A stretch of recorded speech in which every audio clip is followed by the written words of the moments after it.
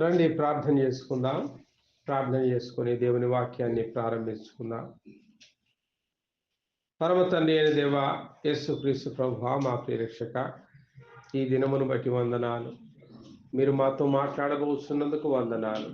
మీరు మాట్లాడుతుండగా వినగల చెవి, గ్రహించగల మనస్సు, అనుసరించి నడుచుకోగలిగిన జీవితం మాలో ప్రతి ఒక్కరికి మీరు అనుగ్రహించమని ప్రభువును ప్రియరక్షకుడైన యేసు నామమున ఈ వాక్యోపదేశం ప్రారంభిస్తున్నాము తండ్రి. ఆమేన్. మంచిది. క్రీస్తునందు ప్రియులారా, మనము యోహాను సువార్త 11వ అధ్యాయం చదివాం కదా. ఇక్కడ లాజరు చనిపోయి సమాధి చేయబడతాడు. ఆయన యొక్క సహోదరులైన మార్త, మరియలు దుఃఖ బాధలో ఏడుస్తూ ఉంటారు. వారిని ఓదార్చడానికి యేసయ్య బేతనియకు వచ్చాడు. ఆ సందర్భం ఇక్కడ రాయబడి ఉన్నది. యేసయ్య ఎప్పుడైతే బేతనియకు వచ్చాడో పరిగెత్తుకొని మార్త యేసయ్యని ఎదుర్కోవడానికి వెళ్ళి, యేసయ్య, నిజంగా నువ్వు ఉండుంటే నా తమ్ముడు చనిపోయేవాడు కాదు నాయన. నువ్వు రాలేని సమయానికి, నువ్వు ఆ సమయంలో లేవు. నా తమ్ముడు జబ్బు పడ్డప్పుడు నువ్వు లేవు. చివరికి వాడు ఆ జబ్బుతోటి చనిపోయాడు. ఇగో ఆ సమాధిలో పెట్టాం. ఇప్పటికి 4 రోజులు అవుతున్నాయని కన్నీరు మున్నీరై యేసయ్యని పట్టుకొని ఏడుస్తా ఉన్నది. ఆమె దుఃఖంలో ఉన్నది, బాధ ఉన్నది. వారికి ఒకడే సహోదరుడు లాజరు అని. మార్త, మరియలు 2 సహోదరులు. దేవుని చేత ప్రేమించబడ్డ కుటుంబం. ఆ కుటుంబం ఏ కుటుంబం అండి? దారిలో అటు యెరూషలేము పోయినప్పుడు, ఇటు వచ్చినప్పుడల్లా బేతనియా ఉండేది. అది దాటే యెరూషలేము పోవాలి. కాబట్టి యెరూషలేముకు పోయి వచ్చిన ప్రతిసారి కూడా ఆ యేసయ్య బేతనియాలో కంపల్సరీ ఈ లాజరు వాళ్ళ ఇంట్లో ఆగేటోడు. మార్త, మరియమ్మలు ఆయనకు చక్కటి పరిచర్య చేసేది.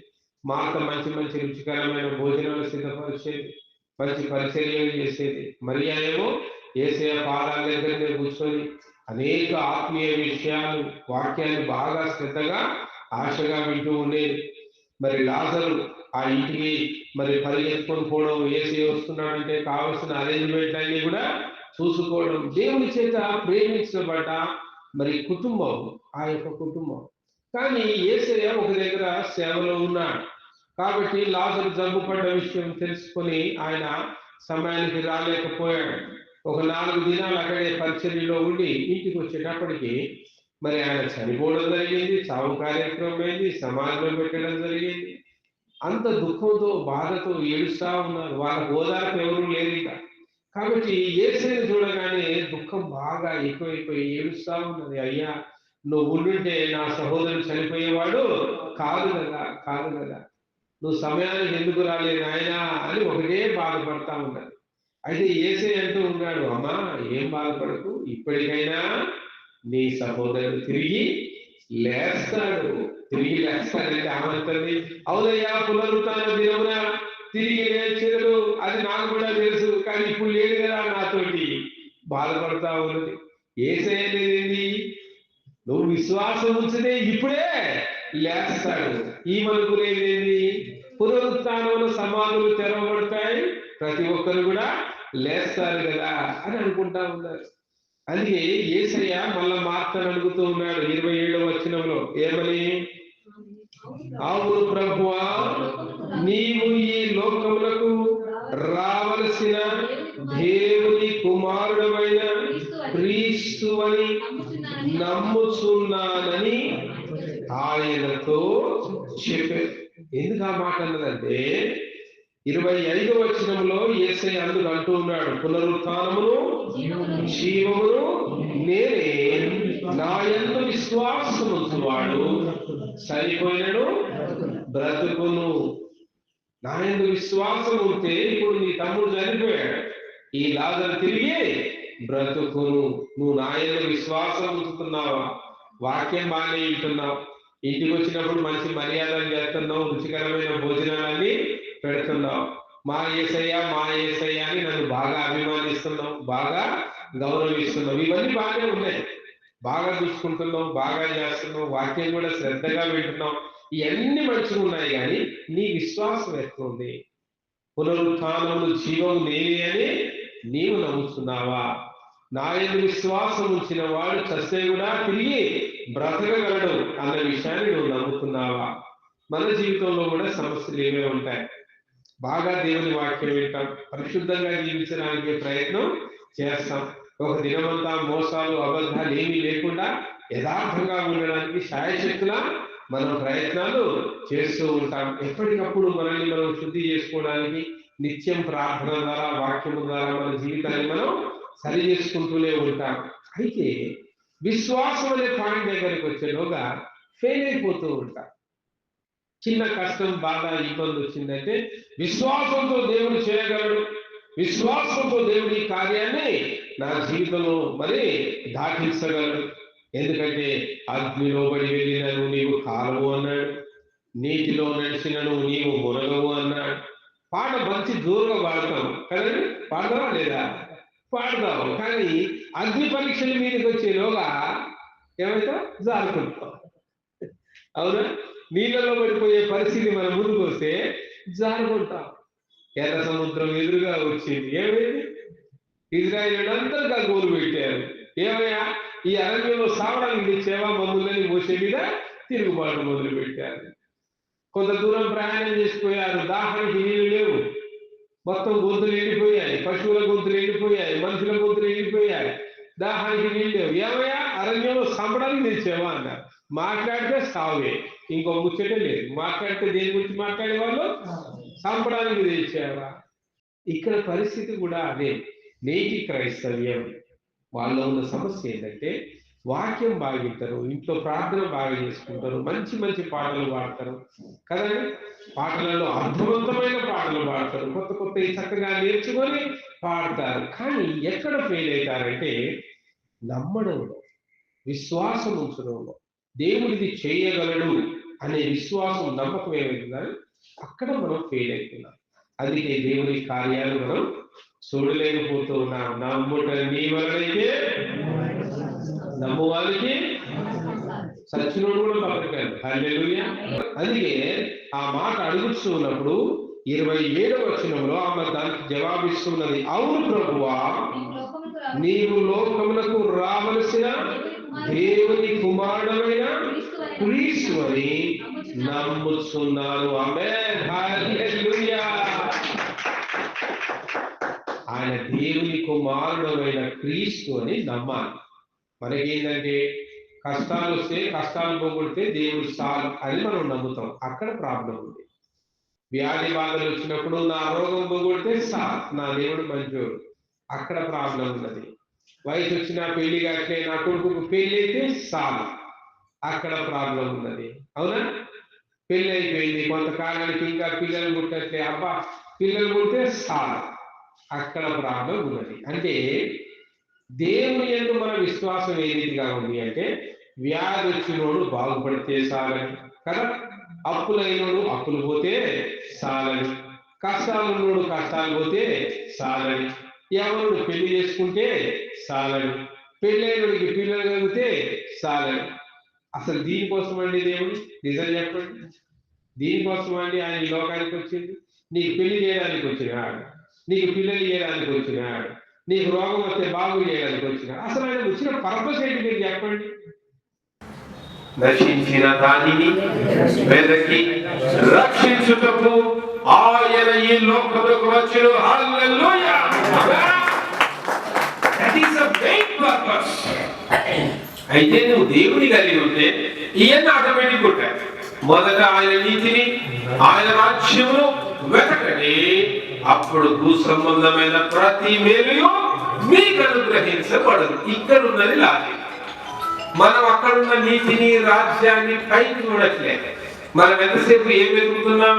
భూ సంబంధమైన మేలుల కోసం, వ్యాధి బాధలు పోవడం కోసం, కష్టము కన్నీరు దుఃఖం పోవడం కోసం, అవునా, అప్పుల బాధలు పోవడం కోసం, లోక సంబంధమైన సమస్యలు పోవడం కోసం మాత్రమే మనము దేవుని వెతుకుతున్నాము. కాబట్టి ఉన్నతమైన దైవ కార్యాలు మన జీవితంలో మనము చూడలేకపోతున్నాం. అక్కడుంది సమస్య. అసలు అది వెతికే వరకు ఇది అడగాల్సిన అవసరం లే. ఆయన తెలవరా? నేను సృజించిన దేవుడికి ఏ సమయంలో పెళ్లి చేయాలో ఆయనకు తెలవరా? నేను ఒక సంతగా మార్చిన దేవుడు ఏ సమయంలో నీకు గర్భఫలం ఇయ్యాలో ఆయనకు తెలవరా? నువ్వు కుటుంబంగా మారినప్పుడు నివసించినప్పుడు నీకు సొంత ఇల్లు కావాలని ఆయనకు తెలవదా? నీ ఉద్యోగానికి నీ ప్రయాణానికి కావాల్సిన వసతులు ఎలా ఏర్పాటు చేయాలో ఆయనకు తెలవదా? నీ పిల్లలు ఎలాంటి స్కూల్లో చదవాలో ఆయనకు తెలవదా? ఎంత ఉన్నతమైన ప్రయోజకులుగా మారాలో ఆయనకు తెలవదా? తెలవదని చెప్పండి. అవసరమైన దాని మీద మనం శ్రద్ధ పెట్టము కానీ అనవసరమైన లోక సంబంధమైన వాటి మీద శ్రద్ధ పెట్టి సమయం అంతా దీనికి కేటాయిస్తాయి. ప్రార్థన చేయండి అంటే యేసయ్యా నన్ను దీవించు, నా భార్యను దీవించు, నా పిల్లల్ని దీవించు. ఏం వచ్చేది లేక ఇంకేమన్నా వచ్చేది ప్రార్థన చేయబట్టే. అయ్యా ఇప్పుడే ప్రతికూల వేసిన అయ్యా పువ్వు ఇట్లా వండాల, మార్కెట్లో వస్తు రేటు రావాలి, ఇదే ప్రార్థన. అయ్యా బర్రె ఎదుగో సూడి కావట్లేదయ్యా, సూడైంది కానీ ఖాళీ అయిట్లేదయ్యా, ఇదే ప్రార్థన. ఎంతసేపు ఏ ప్రార్థన లేని చిన్న చిన్నవి అల్పమైన విషయాల కోసం. అయ్యా వీడి కొడుకు పెళ్లి కావట్లేదయ్యా, ప్రార్థన చేయాలి. ఇదే ఎంతసేపు ఏం ప్రార్థన?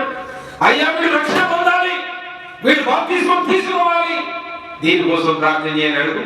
మిగతాయన్నీ ఆటోమేటిక్ గా జరిగిపోతాయి. హల్లెలూయా.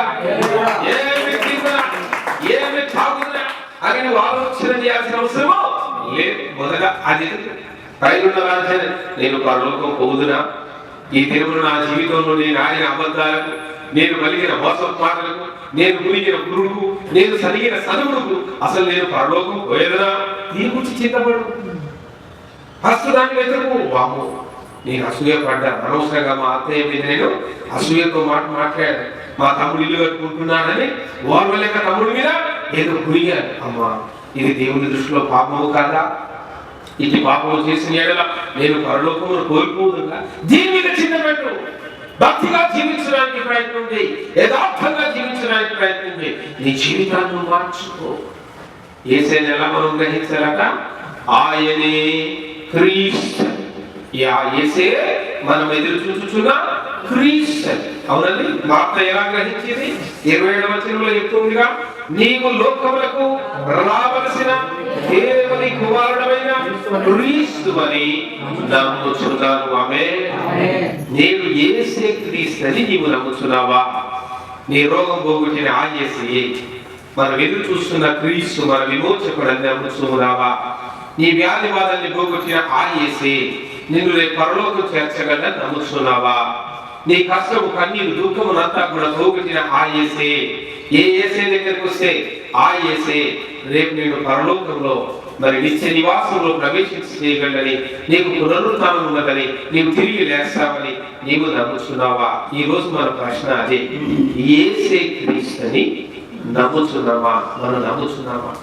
కేవలం ఆయనను ఆశీర్వదించేవాడుగా, మనకి ఏదో లోక సంబంధమైన జీవితానికి మేలు చేసేవాడుగా మాత్రమే నమ్ముతున్నాము. కానీ అసలు పునరుత్థానం ఆయనే, జీవం ఆయనే, ఒక దినమున మన ఆయన ముందు నిలబడతామని, నిత్య జీవంలో ప్రవేశిస్తామని, పరలోక రాజ్యంలో దేవునితో పాటు నిత్యం ఉంటామని ప్రాముఖ్యమైన ఈ అంశాలను మనం పక్కన పెట్టేసేసి నిత్య అవసరాల కోసమే యేసుని నమ్మేవారుగా నేటి సమాజంలో చాలా మంది క్రైస్తవులు ఉంటున్నారు. కాబట్టి ఆ రీతిగా ఆ మంటని మాత్ర అవునయ్యా పునరుత్థానం ఉందని నేను నమ్ముతున్నాను. ఒక దినమున ఎప్పుడు అంత్య దినమున ఆ పునరుత్థానం కాదు, నీవు నమ్మితే ఇప్పుడే కన్నులారా దేవుని మహిమ చూస్తామని లాజరు బయటికి రోమని కేకవేగా ప్రేత వస్త్రములు చుట్టుబడిన లాజరు నడుచుకుంటూ బయటకు తిరగబడ్డాడు. హల్లెలూయా. అది దేవుని కార్యం. ఈ రోజు నీ జీవితంలో ఆ యేసు క్రీస్తుని, ఆయన పరలోకం నుంచి పంపబడ్డ దేవుని కుమారుడని, కేవలం నీ రక్షకుడు మాత్రమే కాదు, రేపు నిత్యం దేవునితో పాటు నివసించగలను నీవు నమ్మితే నిజముగా ఆయన గొప్ప కార్యాన్ని చూడగలం.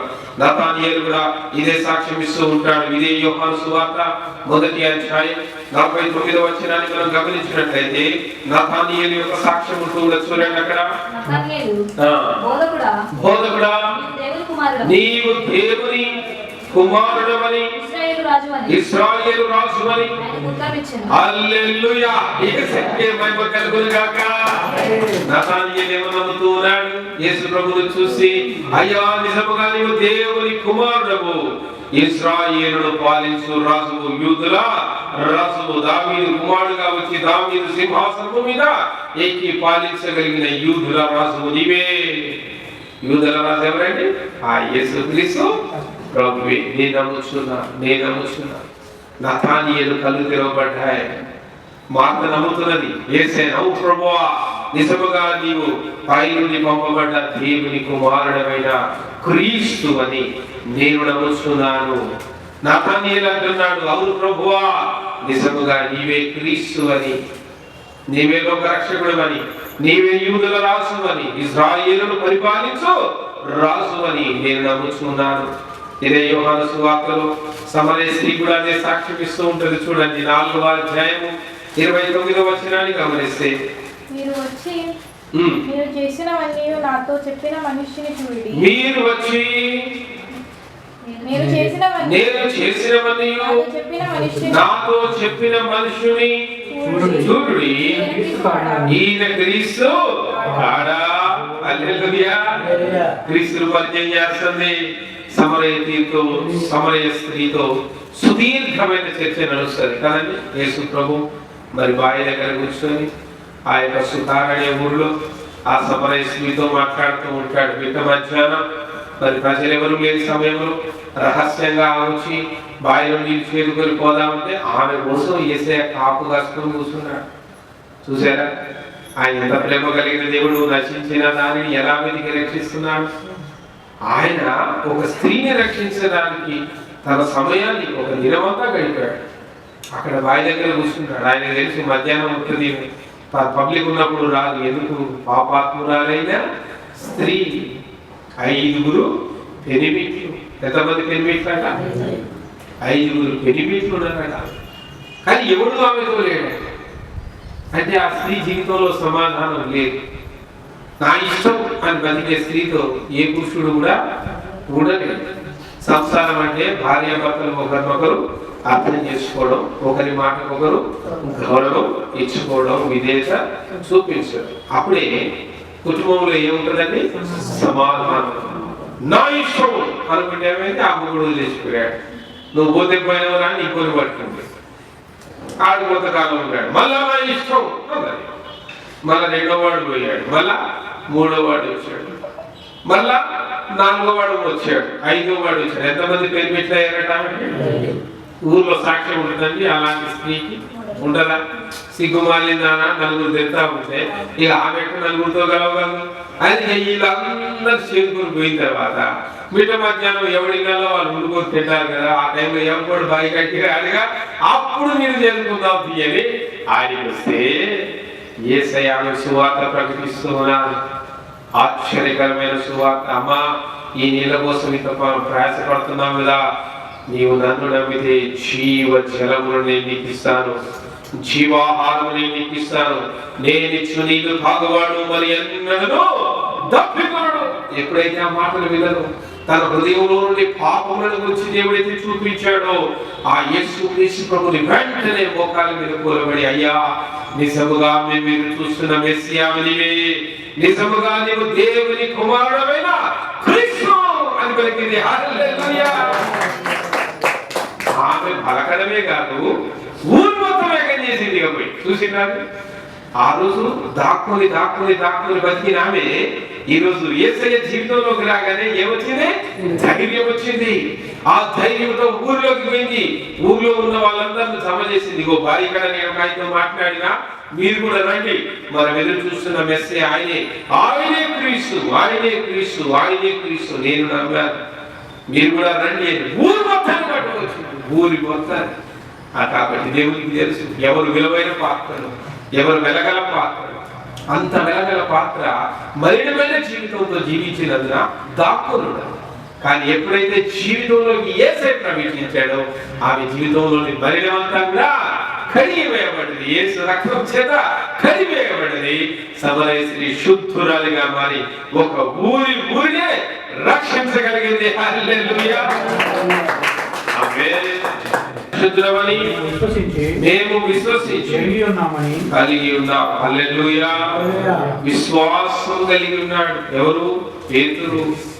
ఒకరు యేసయ్యను చూసి ప్రవక్త అనుకున్నారు, ఒకరు యేసయ్యను చూసి మరి బోధకుడు అనుకున్నారు, ఇంకొక ఆయన యేసయ్యను చూసి, అట్లా యేసు ప్రభువుని చూసి భూమి మీద రకరకాల అభిప్రాయాలు ఉన్నాయి.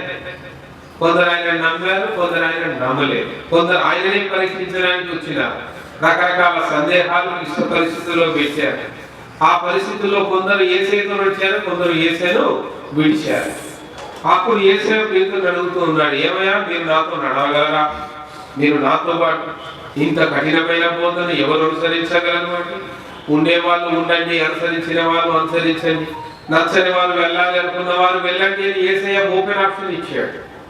అప్పుడు పేతురు అంటున్నాడు, దైవజనులు నీవే జీవాహారము, నీవే జీవజలము, నీ యందు విశ్వాసం ఉంచువాడు నిత్య జీవము కలవాడు కదా ప్రభువా, మేము నీతోనే ఉంటాం, నీవే క్రీస్తువు, నీవే క్రీస్తువు. హల్లెలూయా. ఎంత మంచి సాక్ష్యం కదా పేతురు ఇస్తూ ఉన్నాడు. ఇంతమంది బైబిల్లో సాక్ష్యం ఇస్తున్నారు ప్రియులారా, ఆయనే క్రీస్తు, ఆ యేసే క్రీస్తు. యేసు అంటే రక్షకుడుగా వచ్చాడు, క్రీస్తు అంటే అభిషేకుడు అని అర్థం. క్రీస్తు అన్న మాటకి ఏమని అర్థం అంటే ఆయన పుట్టినప్పుడే మరొక దగ్గర యేసు అని, ఒక దగ్గర క్రీస్తు అని. మరి రెండు సువార్తల్లో కూడా ఆయన పేరు పెట్టండి అని చెప్పబడి ఉంటాడు. యేసు అనగా రక్షకుడు అని అర్థం, క్రీస్తు అనగా అభిషేకుడు అని అర్థం. తన రక్తము దారపోసి తన ప్రాణం ఇచ్చి నశించిన మానవాళిని రక్షించాడు కాబట్టి ఆయన యేసు అని పిలువబడ్డాడు. కాబట్టి మన కోసం మరణించిన ఆ యేసే క్రీస్తుగా అంటే అభిషేకుడుగా. ఎవరు అభిషేకుడు? సాక్షాత్తు దేవుని కుమారుడు, దేవునితో సమానమైన మరి హోదాలో ఉండగలిగిన వాడు, దేవునితో సమానమైన స్థానంలో ఉండగలిగిన వాడు, సకల ఆరాధనలకు స్తుతులకు ఆయన పాత్రుడు, యోగ్యుడు, ఆరాధనకు యోగ్యుడు. హల్లెలూయా. అందుకే ఆ యేసే క్రీస్తు అని నమ్ముచున్నాను అని మార్కు సాక్ష్యం ఇస్తుంది, నతానియేలు సాక్ష్యం ఇస్తూ ఉన్నాడు, సమరయ స్త్రీ సాక్ష్యం ఇస్తూ ఉన్నది, పేతురు సాక్ష్యం ఇస్తూ ఉన్నాడు. మత్తయి సువార్త 16వ అధ్యాయం 16వ వచనంలో పేతురు మరొక సాక్ష్యాన్ని అక్కడ చెప్తూ ఉన్నాడు. చూడండి. అందుకు సీమోను పేతురు నీవు సజీవుడవగు దేవుని కుమారుడవైన క్రీస్తు అని చెప్పెను. హల్లెలూయా. సాక్షాత్తు నువ్వే దేవుని కుమారుడమైన క్రీస్తు అయ్యా. ఏదో భూమి మీద మరియమ్మ యోసేపుల కోసం పుట్టి ఏదో మా కోసం సిలువేయబడ్డ యేసయ్య మాత్రమే కాదు, నీవు సాక్షాత్తు దేవుని కుమారుడమైన క్రీస్తు అని మేము నమ్ముతున్నాము. పేతురు సాక్ష్యం ఇస్తూ ఉన్నాడు. అదే రీతిగా యోహాను సువార్తలోనే 20వ అధ్యాయంలోకి వెళ్తే 28వ వచనంలో తోమాను చూడవచ్చు. తోమా సాక్ష్యము. తోమా ఏమంటాడు? యేసు ప్రభు పునరుత్థానుడై వచ్చిన తర్వాత శిష్యులకు కనపడతాడు. శిష్యులందరూ కూడా మరి యేసు ప్రభువుని గుర్తుపడతారు. నిజముగా ఆయన పునరుత్థానుడై వచ్చిన దేవుడు, ఆయన పునరుత్థానుడు అని శిష్యులు సంబరపడతా ఉంటే ఆ సమయంలో తోమా ఉన్నాడు అక్కడ. తోమా కొంత ఆలస్యంగా వస్తాడు. శిష్యులందరూ మాట్లాడుకుంటా ఉంటే నేను ఆయన గాయములో తరికించి వేలు పెట్టి చూస్తే తప్ప నేను నమ్మను. అట్టే కొత్తయ్యా సరిపోయిన వాడిని అట్టబడికి వస్తాను నేను నమ్మను అంటే అదే సమయంలో యేసు ప్రభు వాళ్ళందరి ముందు దర్శనమిచ్చి తోమాకు తన చేతులు చాస్తాడు. తోమా వచ్చి నన్ను తరికించి చూడు, నా గాయంలో వేలు పెట్టి తరికించి చూడు అన్నప్పుడు నిజముగా తోమా ఆయన గాయాలలో ఏలు పెట్టి పచ్చి గాయాలు, 3వ దినమే కదండి, పచ్చి గాయాలు, ఆహా ప్రభువా నేనంత కఠినుడున్న ఆయన అని పశ్చాత్తాపడి ఆయన పలుకుతూ ఉంటాడు. ఈ సాక్ష్యాన్ని ఏమన్నాడు చూడండి. అందుకు తోమా ఆయనతో నా ప్రభువా నా దేవా అనేను. హల్లెలూయా. నీవే నా ప్రభుడవు, అభిషక్తుడవు, నీవే నా దేవుడవు, సాక్షాత్తు దేవుని కుమారుడవు. ఆ రోజు అనుమానం ఉందని తోమాను చాలా మంది మరి కొద్దిగా ఎరక చూసే వాళ్ళు ఒక వేసుకోమన్నాడు. అయ్యా చూసి నమ్మిన వారి కంటే చూడక నమ్మిన వారు ధన్యులు అనేలోగా మిగతా 10 మంది శిష్యులు మేము ధన్యులం అన్న ఆశ పెట్టేది. ఎందుకంటే తోమా చూసే నమ్మాడుగా, వాళ్ళు చూడకుండా ఏరు పెట్టకుండానే నమ్మారుగా. అట్లా అందరూ కూడా కొద్దిగా తోమాని మరి నువ్వు చూసి నమ్మినవురా, మేము ధన్యులవురా అని ఎగతాళి చేసేటోళ్ళ.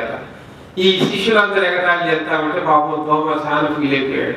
కాబట్టి వీళ్ళతో కలిసి తోమా పరిచర్య చేయలేదు. పేతురు అపోస్తలుడు వీళ్ళతో కలిసి తోమా పరిచర్య చేయలేదు. దూరంగా ప్రయాణం వచ్చాడు. యేసు క్రీస్తు కోసం నా ప్రాణాన్ని త్యాగం చేసి, ఎందుకంటే ఆ ధన్యత నేను పోగొట్టుకున్నా. నేను చూసినాం కదా, ఆయన జీవితకాలం బాధపడ్డాడు కదా, జీవితకాలం ఎందుకు నాకు ఆ విశ్వాసం లేకపోయింది? మిగతా శిష్యులంతా చూసి ఒక్క మాటలో నిజంగా ఆయన పునరుత్థానుడు కదా అని నమ్మారు. కానీ ఎందుకు నేను కేవలం నా కంటి చూపుతో నేను ఎందుకు విశ్వాసం ఉంచలేకపోయాను, ఎందుకు నా విశ్వాసం ఇంత బలహీనంగా ఉంది? లేదు, నేను ఇక్కడ యెరూషలేములో నిలబడి సేవ చేయను, ఆయనను ప్రకటించుతూ సర్వలోకానికి వెళ్ళి సర్వ సృష్టికి సువార్త ప్రకటిస్తాని. తోమా మంచి శిల్పకారుడు, మంచి నేర్పడు, ఆయన శిల్పకారుడు. ఆయన బండలు చెప్తాడు, బండల మీద మంచి శిల్పాలు చెప్తాడు. మరి మన ఆసియాలో చాలా దేశాలకు ఆయన వచ్చాడు. పంజాబ్కి వచ్చాడు, కేరళ రాష్ట్రానికి వచ్చాడు, మయన్మార్కి వెళ్ళాడు, నాగాలాండ్కి వెళ్ళాడు. భారతదేశం విగ్రహాలకు ప్రసిద్ధి కదండి. ఎక్కడ దేవతాలున్నా, ఎక్కడ మరి గుళ్ళు గోపురాలున్నా మీరు చూడండి, గుళ్ళ మీద ఏముంటాయి? శిల్పాలు ఉంటాయి. ఇలా శిల్పాలు చెక్కే నైపుణ్యం కలిగిన వారిని ప్రపంచవ్యాప్తంగా మన భారతీయులు పిలిపిస్తూ ఉండేవారు. అలా శిల్పాలు చెక్కడానికి ఆయన భారతదేశానికి మొట్టమొదటిసారిగా క్రీస్తు శకం 52వ సంవత్సరంలో మొట్టమొదటిసారిగా కేరళ రాష్ట్రానికి వచ్చాడు.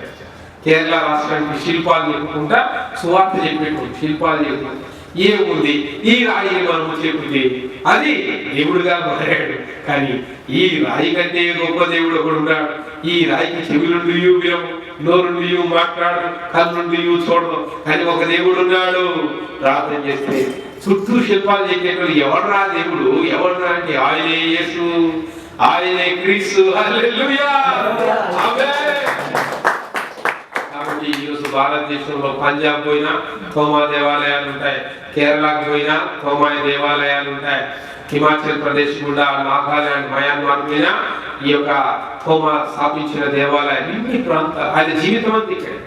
చివరికి కేరళ రాష్ట్రంలోనే మరి ఆయన మండుచున్న ఆ వరికొట్టుతో నిండిన బట్టి ఉంటుంది కదా, అగ్నిగుండం. ఆ అగ్నిగుండంలోనే ఆయన చూసి చంపారు. ఎందుకంటే యేసుక్రీస్తుని ప్రకటించుకున్నారు అని. ఆ రీతిగా అగ్నికి ఆహుతైన వాడు, తన మరణం వరకు చివరి శ్వాస వరకు క్రీస్తును ప్రకటించిన వాడు. ఆ పశ్చాత్తాపం ఆయన ఏం చేసిందంటే బలమైన సువార్త చేయడానికి. పేతురు కూడా ముంగారు నేను యేసుని ఎరగని పోకాను కదా అన్న పశ్చాత్తాపం పేతురు ఎంత బలవంతులు చేసిందో తెలుసా? గొప్ప పరిచర్య, యేసు ప్రభు శిష్యులలో గొప్ప పరిచర్య పేతురు చేశాడు. అలాంటి గొప్ప పరిచారకులుగా దేవుడు నిలబెట్టాడు. వాళ్ళ నమ్మకం ఏంది? యేసే క్రీస్తుని వారు నమ్మిరి. యేసే క్రీస్తుని అంటే రక్షకుడైన ఆ యేసే సాక్షాత్ దేవుని కుమారుడైన క్రీస్తు అభిషక్తుడని వారు లోకానికి సాక్ష్యం ఇచ్చారు. చివరిగా ఐథియోపియా సాక్ష్యం కూడా చెప్పుకుని ముగిద్దాం. అపోస్తుల కార్యాలు 8వ అధ్యాయం 37వ వచనంలో ఐథియోపియుడైన ఖందాకే రాణి యొక్క ధనాగారానికి ఈ నపుంసకుడు అధికారిగా ఉన్నాడు. ఈ ఐథియోపియుడైన నపుంసకుడు ఒక రథంలో పోతూ ధర్మశాస్త్ర లేఖనాలు ఆయన చదువుతూ ఉంటాడు. పాత నిబంధనలోని ఒక లేఖనాన్ని ఆయన చదువుతూ ఉంటే ఫిలిప్పు ఆయన అడుగుతాడు, అయ్యా నీవు చదువుతున్నది నీకు అర్థమవుతుందా అని. వివరించేవాడు లేకపోతే నేనే కదా అర్థం చేసుకోగలనయా అంటే ఫిలిప్పు అక్కడ నుండి మరి ఆ యొక్క అపోస్తుల కార్యంలో మనం చెప్పిన 8వ అధ్యాయం 35, 36, 37 వచనాల వాక్య భాగం అంతా కూడా ఆ యొక్క మరి మాటలను ఏదైతే ఆయన ఆ యొక్క పాత నిబంధనలు ప్రవక్తల గ్రంథంలో రాసబడ్డ మాటలు ఉన్నాయో ఆ చదివి దాన్ని వివరిస్తూ ఉంటాడు. మరి ఆ రీతిగా ఈ లోకానికి రక్షకుడిగా యేసయ్య పుట్టాడు. ఆయన సాక్షాత్తు క్రీస్తు అనబడే దేవుని కుమారుడు. ఆయన నమ్మిన వాడు బాప్తిస్మం తీసుకుంటే రక్షించబడతాడంటే వెంటనే ఐథియోపియుడైన నపుంసక అధికారి ఏమంటాడు? ఇదిగో నీళ్ళు ఇక్కడ ఉన్నాయి, బాప్తిస్మం తీసుకోవడానికి నేను సిద్ధమే, నీకేమైనా అభ్యంతరమా అంటాడు. అది నువ్వు సిద్ధపడితే నాకేం అభ్యంతరమయ్యా నాయన అని ఫిలిప్పు వెంటనే ఐథియోపియుడికి అక్కడ బాప్తిస్మం ఇచ్చినట్టుగా మనం చూస్తూ ఉన్నాం కదా. ఎంత గొప్ప సాక్ష్యం కదండి. ఆయన యూదులు గారు, ఇజ్రాయేలీయులు గారు, అన్యజాతీయుడు, ఐథియోపియుడు అని రాయబడి ఉంది. అవునా? ఐథియోపియా దేశంలోని ఖందాకే రాణి యొక్క ధనాగారానికి ఆయన అధికారి. Treasury officer. ఎంత ఉన్నతమైన ఉద్యోగం. ఒక రథం, ఆయనకు రథం ఇవ్వబడింది. ఆ రథంలో ప్రయాణం చేస్తూ పోతూ ఉన్నవాడు. అవునా? అట్లాంటి వాడు అప్పటికప్పుడు మనసు మార్చుకోండి. ఇవి సాక్ష్యాలు ప్రియులారా. ఈ రోజు మన ప్రశ్న అదే, యేసు ప్రభువుని మనం ఎందుకు నమ్ముకున్నాం? కేవలం మన అవసరాలు తీరడానికా, లేక నిజముగా ఆయన దేవుని కుమారుడని విశ్వాసం ఉన్నారు? మొదటిగా ఆయన నీతిని, ఆయన రాజ్యమును వెతికితే పైకి చూస్తే ఆటోమేటిక్ గా కిందున్నాయని ఇదులేని అవి వచ్చేసారు, నువ్వు అడగాల్సిన అవసరం లేనే లేదు. కాబట్టి ప్రియులారా, మోకరిద్దాం, దేవుని ప్రార్థిద్దాం, యేసే క్రీస్తుని నమ్ముదాం. అతి గొప్ప రక్షణతో, అతి గొప్ప సువార్త అనేకులకు ప్రకటించి ఆయనకు సాక్షిగా జీవించుదాం. రండి ప్రార్థన చేసుకుందాం.